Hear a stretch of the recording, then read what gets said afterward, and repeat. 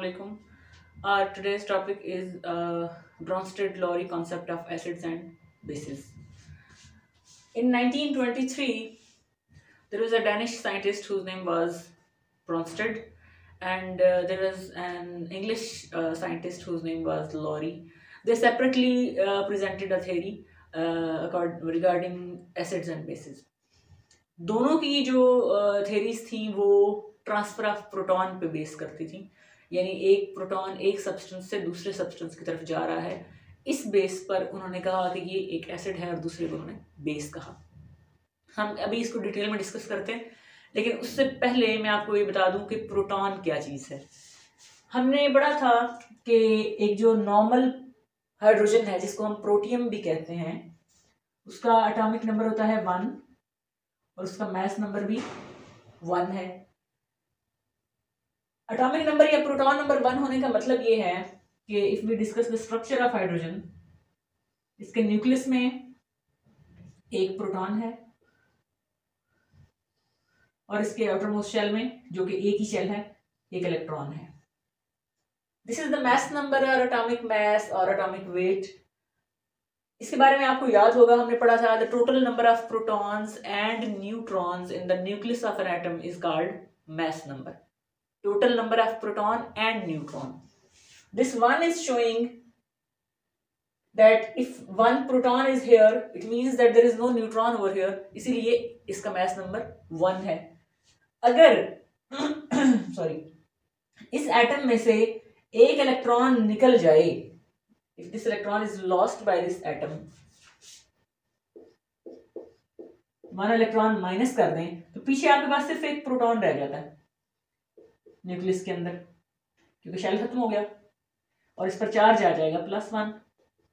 सो हम इसको अगर U लिखते हैं, हाइड्रोजन +1, हाइड्रोजन आइन is basically 1 proton only.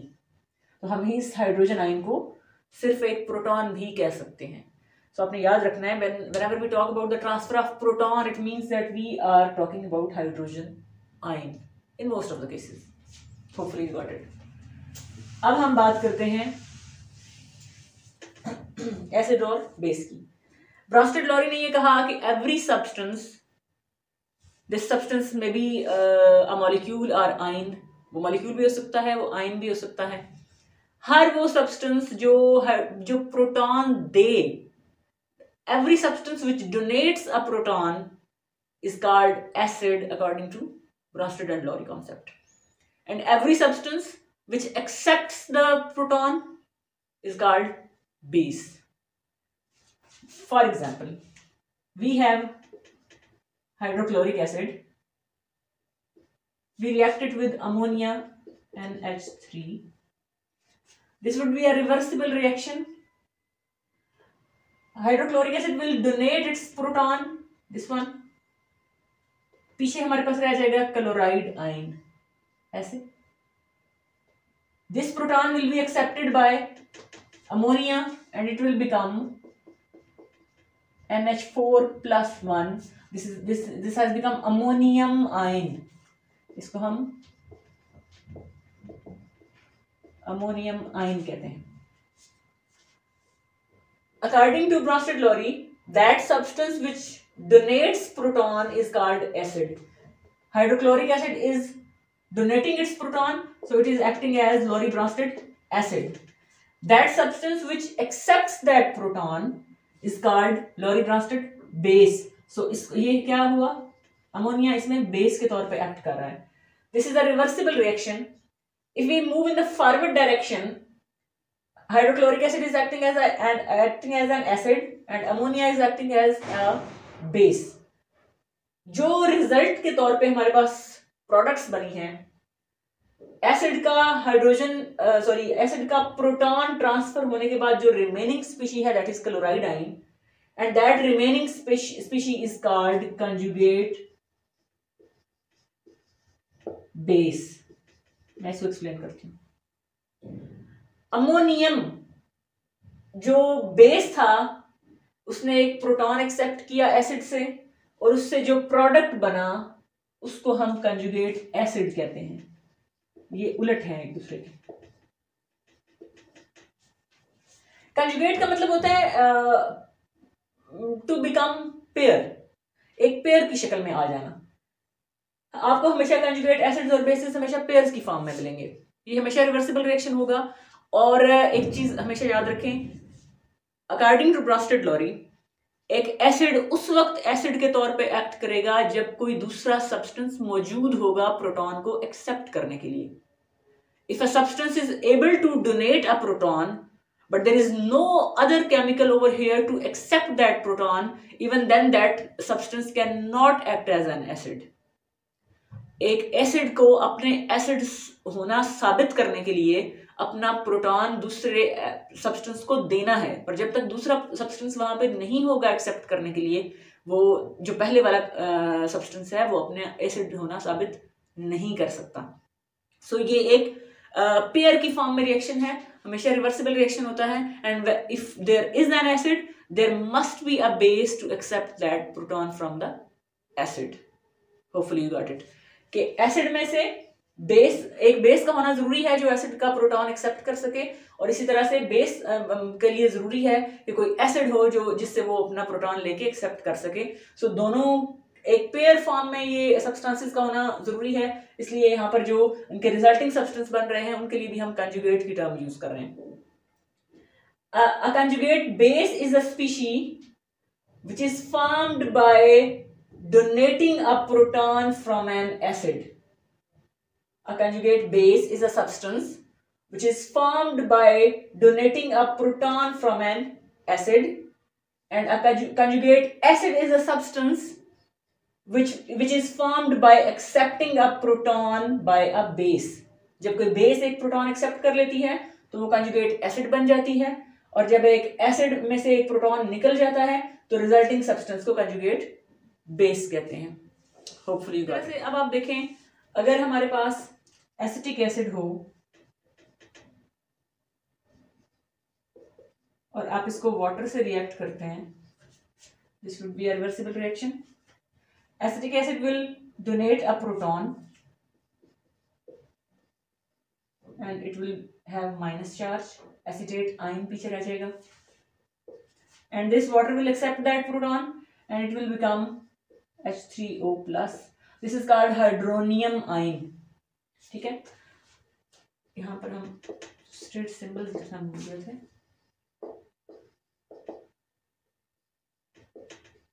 Aqueous, aqueous, aqueous, aqueous. Okay. Now in this case, acetic acid is acting as an acid because it is donating a proton.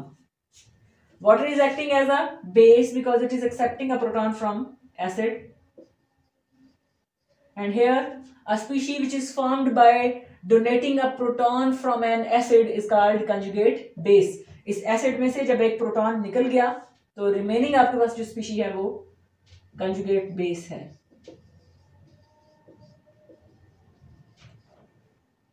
And this is hydronium ion. This is a species which is called conjugate acid.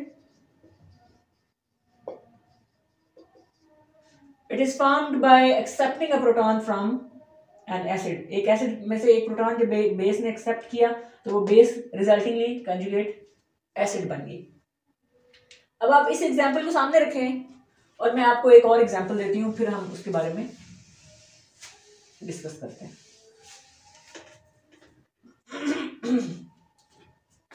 We have water.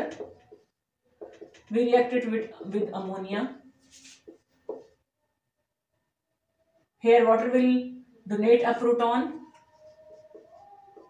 एक proton यहां से निकल जाएगा तो पीछे hydroxyl ion रह जाएगा। That proton will be accepted by ammonia and it will become ammonium ion. These reactions are always mentioned as reversible reactions. So students, आपने याद रखना है, आपने हमेशा डबल एरो से इस रिएक्शन को शो करना है। अगर आप सिंगल एरो या वन डायरेक्शनल रिएक्शन शो करेंगे तो रिएक्शन पूरा का पूरा गलत हो जाएगा, चाहे आपकी रिएक्टेंट्स और प्रोडक्ट्स ठीक भी क्यों ना हो। इसलिए आप कॉन्शियस रहें, स्टेट सिंबल्स भी लिखें और डबल एरोज के साथ रिवर्सिबल रिएक्शन को शो करना है आपने।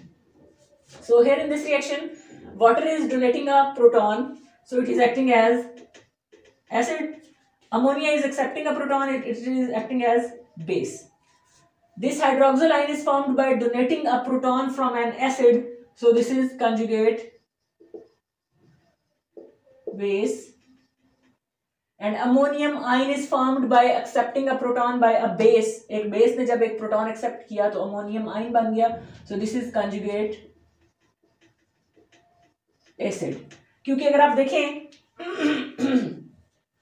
फॉरवर्ड रिएक्शन में तो इस तरह हो रहा है, अगर हम रिवर्स रिएक्शन की बात करें तो hydroxyl ion is accepting a proton and it is becoming a water, तो कंजुगेट बेस यानी ये प्रोटॉन को एक्सेप्ट कर रहा है इस तरफ, अगर हम रिवर्सिबल रिएक्शन की बात करें।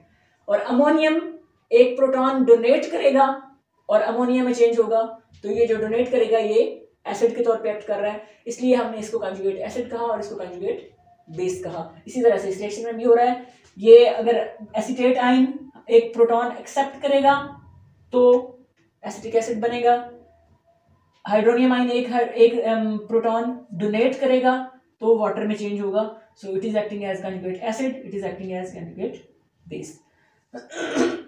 सॉरी। अब आप देखें, here we have two reactions. In both reactions water is involved.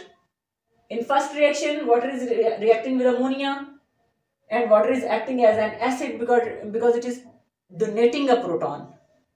But in this case water is reacting with acetic acid and acetic acid is donating its proton to water, not water is donating the proton to acetic acid.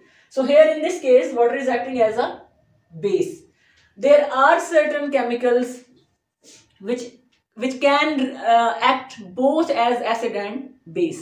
वो किसी reaction में तो proton को donate करने की ability रखते हैं, सो वो ब्रॉन्स्टेड लॉरी एसिड के तौर पे एक्ट करते हैं, लेकिन ऑन द सेम साइड वो किसी और रिएक्शन में प्रोटॉन को एक्सेप्ट कर रहे होते हैं और वो बेस के तौर पे एक्ट कर रहे होते हैं। Such chemicals are such substances which have the ability to donate proton as well as to accept the proton. They are called as amphoteric substances.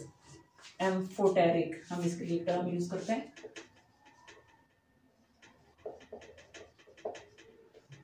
And water is the best example of amphoteric substances. ये acid के तौर पे भी act कर सकता है और base के तौर पे भी एक्ट कर सकता है, क्योंकि इसमें इक्वली पॉसिबिलिटी है हाइड्रोजन को या प्रोटॉन को डोनेट करने की भी और प्रोटॉन को एक्सेप्ट करने की भी।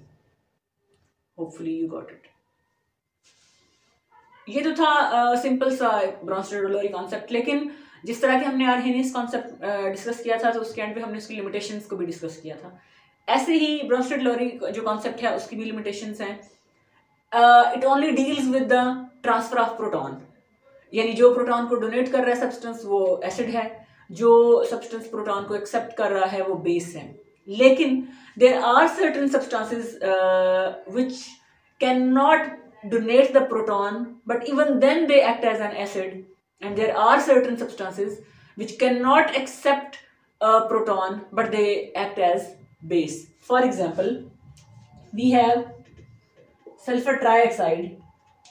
It's a gas और इसकी हाईली एसिडिक नेचर है, लेकिन इसमें कोई प्रोटॉन मौजूद नहीं है, आप देख सकते हैं, और ये ना ही प्रोटॉन को डोनेट करता है। इसी तरह से we have calcium oxide. Calcium oxide basic nature रखता है, लेकिन इसमें एबिलिटी नहीं है प्रोटॉन को एक्सेप्ट करने की। So there are certain limitations of Bronsted Lowry concept. ये कॉन्सेप्ट आप हर एलिमेंट पे, हर केमिकल पे, हर सब्सटेंस पे, हर मॉलिक्यूल या हर आयन पे अप्लाई नहीं कर सकते। So these are the limitations of Bronsted Lowry concept. Hopefully you got it.